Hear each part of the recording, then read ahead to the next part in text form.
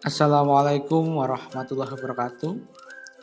Pada kesempatan kali ini, kita akan membahas tentang bagaimana untuk mendapatkan 1000 indeks pertama dari website yang kita bangun. Nah, kenapa sih kita membutuhkan indeks? Kemudian apa sih parameter-parameter indeks gitu ya? Jadi nanti di sini kita akan coba membahas dari sebuah konten itu bagaimana melipat gandakan jumlah indeksnya. Nah, gitu ya. Nah, di sini coba kita bedah lebih lanjut. Istilahnya dikenal dengan public knowledge share ya, yaitu parameter tentang seberapa kaya website yang kita bangun atau website yang kita miliki itu dari mata Google. Jadi bukan dari sisi manusia, dari sisi search engine. Nah, sebelum kita bahas lebih lanjut, kita masuk dulu apa itu indeks website. Jadi kalau secara teknis indeks website itu ya merupakan sebuah halaman ya. Sebuah halaman atau sebuah informasi yang ada di website kita. Yang sudah kita buat, yang sudah kita publish, dengan catatan adalah telah masuk ke dalam database search engine atau mesin pencari. Jadi yang membedakan sebuah informasi website itu termasuk indeks atau enggak, itu adalah ketika dia sudah terdaftar di mesin pencari atau belum. Ketika informasi atau website kita itu sudah terdaftar di mesin pencari, sudah masuk ke database-nya, maka itu disebut indeks. Tapi ketika belum, yaitu hanya konten di website kita saja. Nah, si search engine, mesin pencari gitu ya, itu melakukan identifikasi sebuah website ya. Sebuah website itu diidentifikasi, dianalisa untuk mengetahui apa gitu ya. Website itu seberapa kaya. Karena si Google juga membaca ya, utamanya tujuan dari memiliki sebuah website itu kan adalah Google membaca seberapa banyak informasi yang dikontribusikan oleh website yang kita bangun. Makanya semakin tinggi jumlah indeksnya, maka sama si Google dianggap semakin banyak informasi dan pengetahuan yang dihasilkan oleh website tersebut. Jadi indeks itu sebagai parameter untuk mengetahui sebuah website itu memiliki pengetahuan atau informasi yang banyak atau enggak. Nah, makanya dari itu gimana sih gitu ya, maka indeks ini sangat penting gitu ya, gimana nanti caranya kita meningkatkan jumlah indeks yang ada. Nah, kemudian yang berikutnya adalah bagaimana caranya mengecek sebuah indeks. Nah, caranya mengecek sebuah indeks itu bisa masuk ke dalam browser ya, misalnya kita pakai Google Chrome atau Firefox, kemudian kita masuk ke dalam search engine. Jadi kalau kita mau ngecek misalnya yang akan kita pakai ya, karena kita gunakan Indonesia, maka kita gunakan Google. Kemudian kita buka google.com atau google.co.id, itu memiliki hal yang beda. .com itu secara global, kalau .co.id ya hanya Indonesia prioritasnya. Kemudian kita ketikkan ini ya, site.2 nama domainnya. Misalnya nama domain.id, contohnya seperti ini. Nah, indeks Google itu dibagi dua. Yang pertama adalah indeks konten atau yang kedua adalah indeks gambar. Jadi kalau gambar ya nyarinya di Google Image. Di Google Image ketikkan site nama domain. Nanti yang muncul di sana adalah gambar-gambar yang kita punya, yang berasal dari website kita. Tapi kalau kita di Google Search ya all gitu ya, yang general yang di awal itu yang konten, maka nanti yang akan terindeks adalah seberapa banyak konten atau informasi. Nah, biasanya yang paling digunakan parameter adalah yang di sini. Nah, ketika kita mengecek yang di Google Index konten, itu gambar nggak dihitung. Termasuk juga kalau kita ngecek di gambar, kontennya nggak dihitung. Misalnya gambarnya ada 1000, kontennya cuma 3, ya mungkin indeksnya cuma 3. Tapi ketika di indeks, gambarnya ada 1000, di indeks gambar ada 1000, tapi di indeks konten ada 3, ya mungkin saja. Karena parameter yang digunakan berbeda. Nah, gitu ya. Kemudian juga kita bisa mengecek secara manual apakah sebuah artikel, sebuah konten, sebuah halaman, sebuah tulisan yang kita buat itu sudah terindeks atau belum. Berarti kalau tadi secara umum ya, berarti site, nama domain. Kalau sekarang adalah langsung ke artikelnya. Jadi misalnya site nama domain.com/URL yang mau dicek indeks. Misalnya judulnya apa gitu ya. Nah ini di copy paste aja dari yang sudah kita buat, kemudian kita tambahkan site. Kalau sudah muncul berarti tandanya sudah terindeks. Nah gampangnya seperti itu. Kalau belum muncul berarti dia belum terindeks. Nah cara mudahnya seperti itu. Kalau ini berarti kita ngecek per satu-satu ya, ngecek satu konten itu sudah terindeks atau belum. Kalau yang di awal tadi berarti kita ngecek jumlahnya. Biasanya nanti di penelusuran Google di bawah search itu akan muncul berapa banyak indeks yang dihasilkan atau yang ada dari sebuah website. Nah kemudian secara simpelnya seperti ini.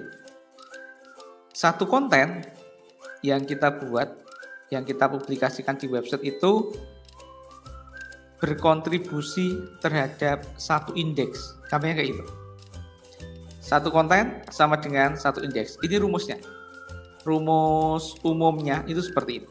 Satu konten, satu indeks. Jadi, kalau saya, gitu ya, kita, atau teman-teman, websitenya pengen memiliki 1000 indeks bagaimana? Ya udah, buat aja 1000 konten. Simpelnya seperti itu.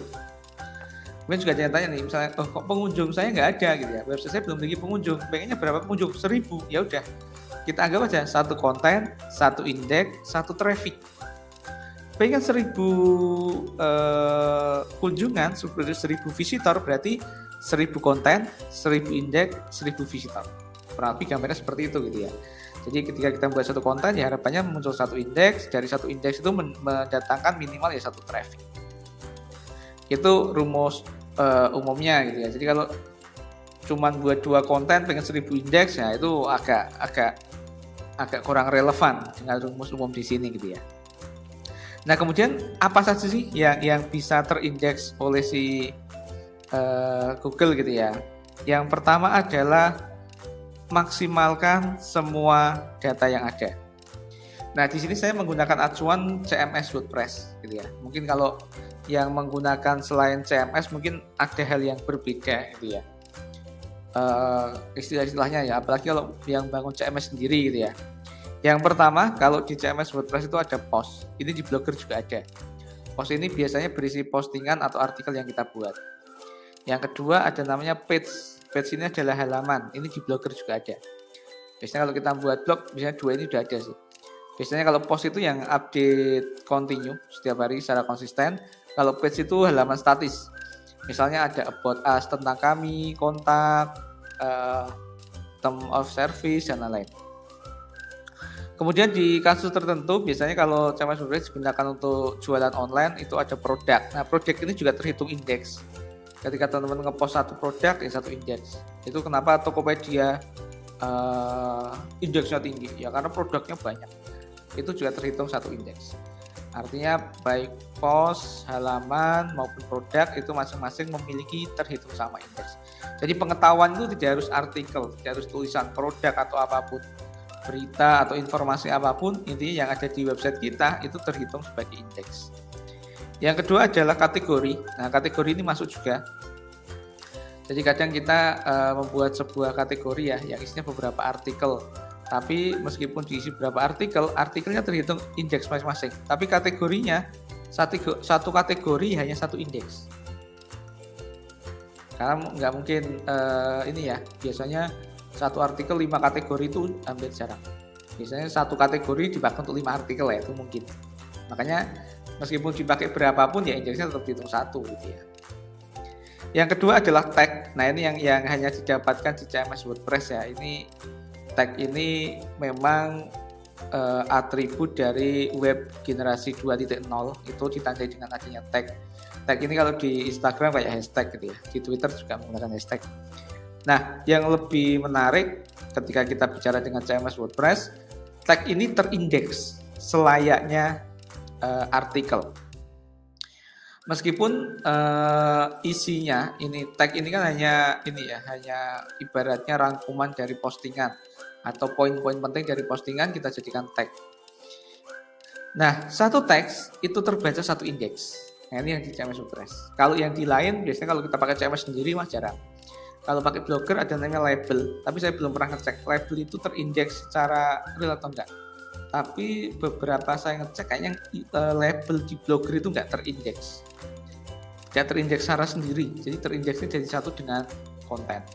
Makanya kalau teman-teman dengan jumlah konten yang sama antara pakai CMS WordPress ya, artinya CMS yang WordPress yang hosting dengan menggunakan Blogger itu biasanya beda jumlah indeksnya, padahal jumlah kontennya sama. Nah, tag ini bisa dimanfaatkan ya, ini nanti yang akan menjadi istilahnya posisi kunci bagaimana meningkatkan jumlah indeks. Nanti akan ada kita simulasikan setelah itu. Nah, kemudian yang menjadi tambahan ini opsional ya, ekstra gitu ya. Ekstra indeks itu biasanya adalah dokumen. Nah, si Google itu bisa membaca sebuah dokumen. Misalnya kita upload file PDF. Nah, satu file tadi itu bisa terbaca satu indeks. Tapi bisa juga include dengan artikel. Artinya ini tergantung dari settingan dari website masing-masing. Bisa saja dokumen itu terbaca sebagai indeks sendiri, tapi bisa jadi dia masuk bagian dari post, page, atau produk. Nah, konsepnya seperti ini. Makanya ini kita jadikan ekstra gitu ya. Bisa masuk, bisa enggak. Tapi kuncinya adalah post, page, produk, kategori, teks, dokumen. Nah, kita tadi membicarakan tentang satu konten sama dengan satu indeks. Nah, sekarang kita coba tipsnya, kita simulasikan ya. Skenario. Bagaimana cara mendapatkan 1000 indeks tanpa harus membuat 1000 konten, gitu ya. Artinya dengan konten yang minimal kita bisa menghasilkan indeks yang maksimal. Oke, skenario seperti ini. Konten jumlahnya 1. Oke ya, saya membuat sebuah artikel, saya masuk ke menu postingan, kemudian saya publish, maka terbaca satu indeks. Oke, satu indeks ya. Oke, ini ini rumus awal kepake ya, satu konten satu indeks di sini. Tapi kita bisa memberikan indeks yang lebih dari satu konten yang kita buat. Dengan memanfaatkan apa? Poin kedua, ada namanya tag. Dan poin ketiga namanya adalah kategori.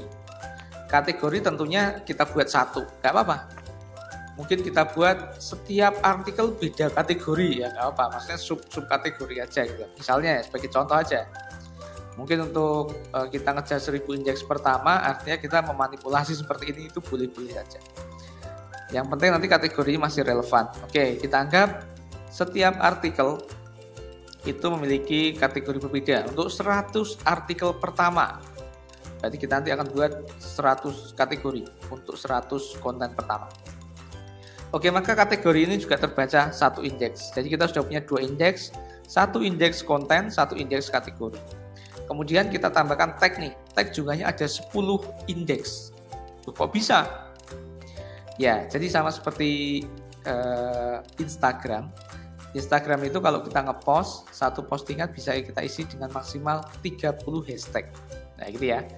Kemudian ketika kita menggunakan CMS WordPress boleh nggak 30? Sebenarnya boleh aturannya, tapi si Google mewanti-wanti nih, jangan sampai melakukan namanya spam tag gitu ya. Artinya kita melakukan bombardir input spam yang tag yang jumlahnya banyak, nanti sehingga dianggap spam. Maka amannya berapa gitu ya? Amannya anggap aja 10, itu sudah aman. Sebenarnya 15 juga bisa tergantung konten, tapi kalau saya biasanya pakai 10 aja. 10 itu udah titik aman ya. Sampai sekarang titik aman 10. Nah, tadi seperti yang saya katakan ya, satu tag terbaca satu indeks, karena setiap tag itu dianggap satu informasi baru, satu judul lah, sama seperti satu konten. Nah, tag ini bisa kita isi dengan sampai 10 ya. Isinya nanti poin-poin, bisa juga kita tambahkan keyword turunan. Kalau keyword utama itu kita jadikan judul konten, maka keyword turunannya, ketika keyword turunannya tidak akan kita buat konten, itu bisa kita jadikan tag. Nah, nanti akan ada materi sendiri soal bagaimana mengoptimalkan tag. Tapi intinya kita bisa menggunakan 10 tag dalam satu konten. Maka kita bisa mendapatkan berapa? 10 indeks. Gitu ya.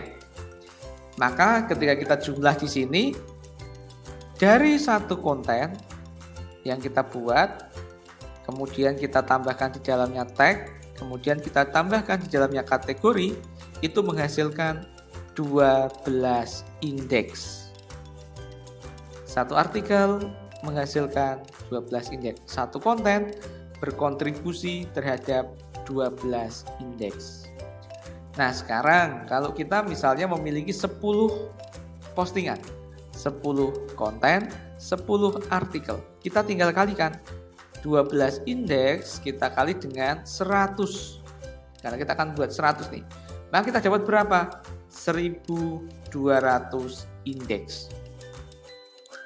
Jadi kalau kita mau menginginkan 1000 indeks pertama, kita nggak harus membuat 1000 konten. Cukup berapa? Cukup 100 konten saja, gitu ya.